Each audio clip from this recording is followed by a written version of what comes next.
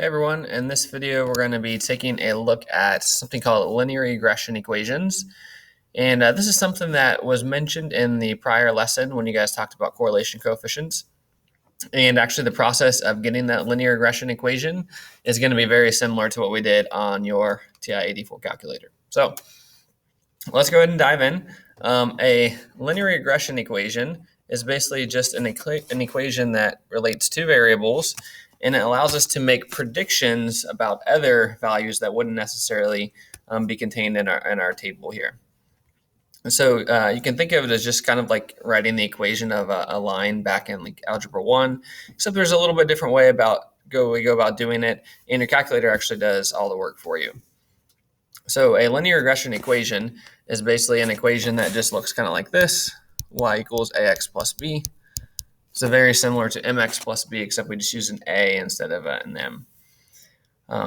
To do this, let's actually just read through the problem, and then I'll show you on the calculator. It says the annual profits for a company are given in the following table, where x represents the number of years since 2011. So that's over here. And y represents the profit in thousands of dollars. Write the linear regression equation that represents this set of data, rounding all coefficients to the nearest tenth. So make sure, Delta Math, that you read these rounding rules. Use this equation to find the projected profit for 2019, rounded to the nearest $1,000. So these are helpful because we can look at past data and trends and then make predictions about future events. In this case, 2019 is actually in the past, but it's probably written back when that would have been the future. So here's our data. First thing we're going to do is a very similar process to what we did with the correlation coefficients, and that is we're going to type this into list 1 and list 2. So this first column is going to be our L1, and this is going to be L2. To do that, if you've forgotten, you're going to go to stat, hit stat on your calculator, and then you're going to just hit enter on edit, and then you'll see list 1 and list 2. Now you're going to want to clear out all those values. So to do that, you actually just go up to the top. So I'm just going to highlight L1 and then just hit clear and then enter, and that clears it out. So then we're going to highlight L2, hit clear and then enter, and boom. All right. Make sure it does say L1 and L2 there. If it doesn't, you're going to need to like highlight it up there and then go to second list and then change that, or you can just reset your calculator and it should do that for you. All right, so I'm going to go ahead and type those in. So my X column goes into list 1 and my Y column goes into list 2. So take a second and do that on your own as well. All right, boom, we got it.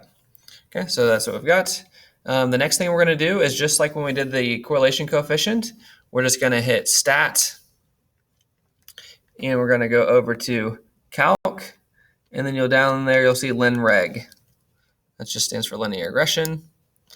And it should be set up like this. It should say X list L1, Y list L2. If it does not say that, that means you're going to need to hit second and then list, which is stat, and then you can actually select it. So second list, and then just go ahead and select like L1 or L2.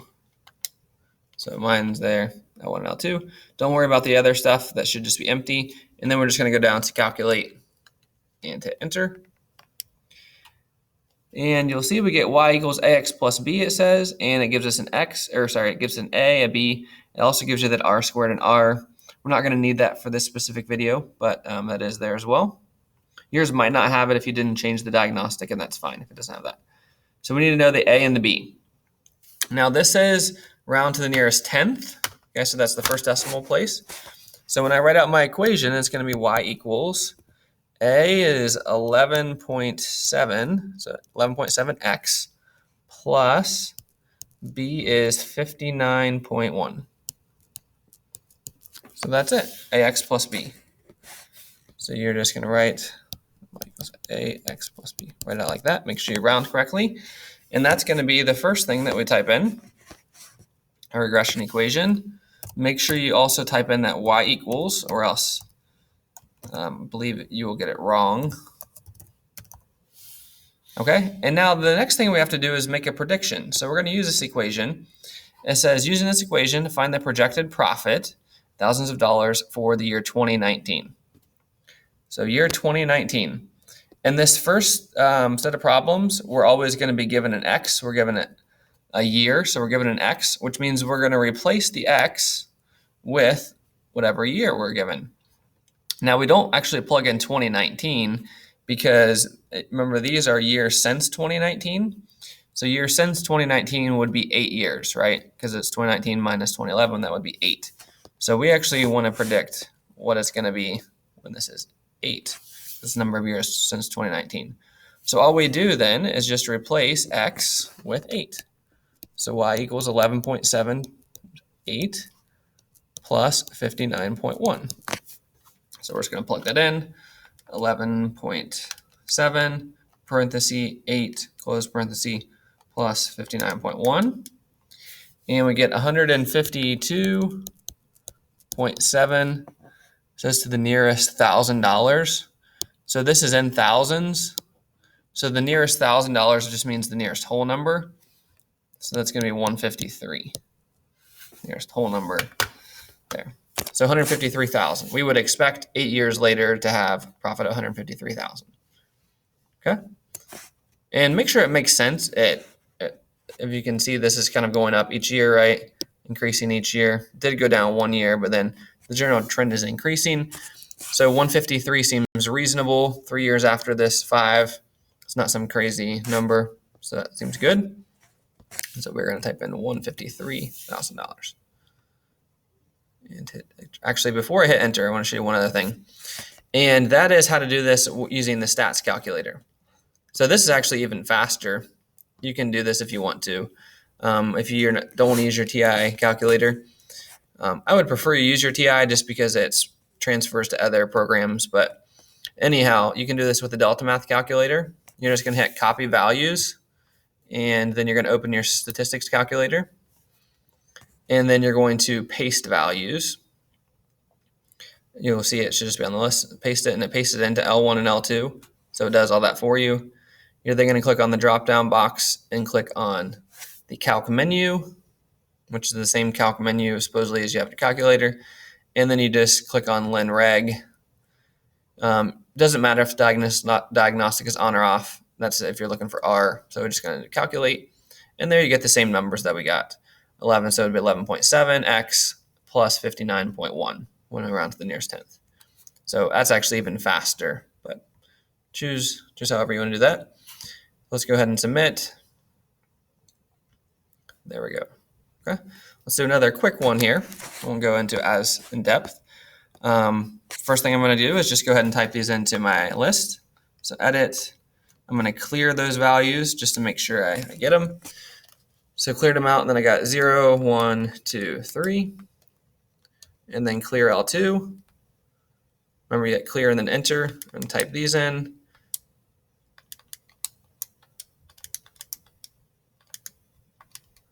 All right, so in this one, we're looking at new crime cases in the year since 2012. So you can see I've got those entered. All right, and then we just do the same thing, stat, calc, Lin Reg. L1 and L2 should already be there. So once you get it set up, it's very easy. And then I'm just going to type it in. This one, let's see, nearest hundredth. So that's the second decimal place. So y equals, A is just 25.8, so 25.8x plus my b to the nearest hundredth. It's actually already rounded to the nearest tenth, so I can't really do anything else. 1170.8 would be my linear regression equation. I'm going to type that in. 25.8, oh, forgot my y.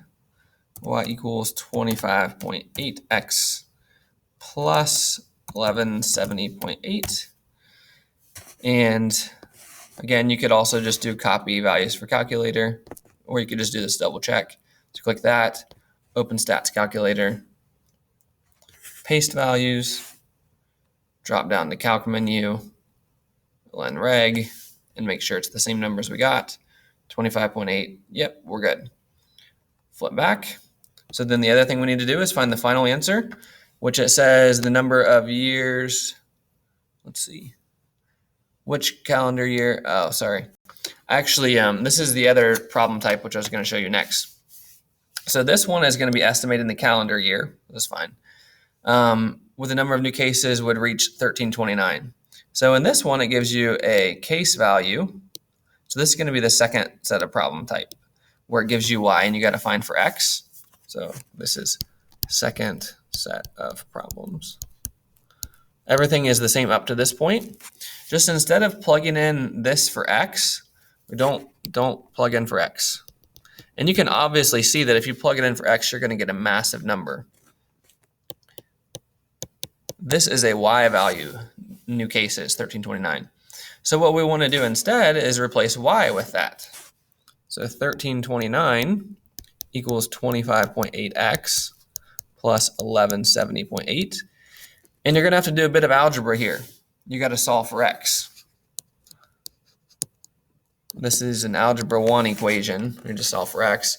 So we're obviously just going to subtract this 1170.8 from both sides. So 1329 minus 1170.8. We get 158.2 equals 25.8x. And then we just divide by 25.8 to get the x by itself. And we want to estimate the calendar year. So this is going to be a whole number. When around in there is whole number, it's 6.13. I assume it wants us to round. I'm not positive. Might want to round up. We'll just have to try this one and see. We get 2 chances normally. So it's either going to be 6 or 7. And the only thing is, though, we're not going to want to type in 6 or 7. We want to do number of years since 2012. So we want to know the calendar year. That means we need to add 6 to the calendar year. So that would be the year 2018, I believe. Again, I'm not positive how they want us to round this, so it could be or 2019. I'll say that. But you get 2 chances, so we'll try 2018 first.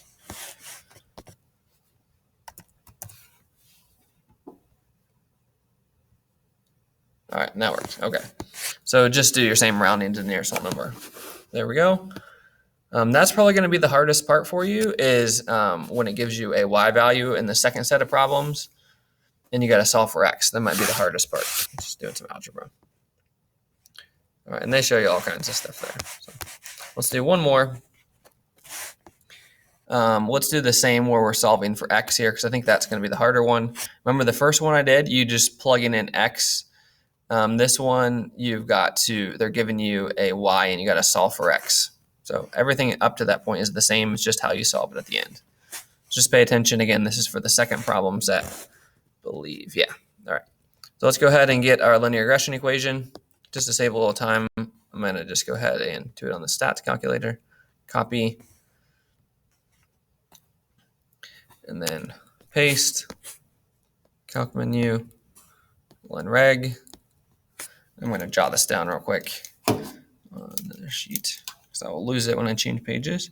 So A is 0.8962. B is 3.1835. All right. Flip sides here. And let's see what this wants us to round to. Again, in this problem, the math teacher wants to see if there's a correlation between homework grade and test grades. So that's what we're going to hear. Nearest tenth is what we want to round this to. So y equals, and that would be 0.9 because it was 0.89, so 0.9x, and then plus 3.2. So rounding to the nearest tenth. All right, and then let's see what we're asked to solve. Notice again, it gives us a homework grade, or sorry, we're estimating a homework grade. It gives us a test grade. So it's giving us a y value, right, a test grade of 34. So that goes down here. So basically we're trying to say someone who failed the test, guess what their homework grade would have been. So that's a y value, which means we're going to do 34 equals 0.9x plus 3.2. Okay, and then we're going to solve. So we subtract 3.2 from both sides. That's going to give us 30.8 equals 0.9x. Then we divide by 0.9 on both sides. So x equals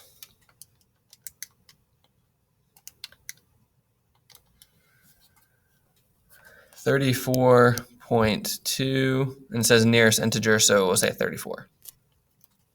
So that would be their homework grade. We're not talking about years, so we don't have to like worry about adding it or anything like that. So let's type these two in. 0.9x plus 3.2.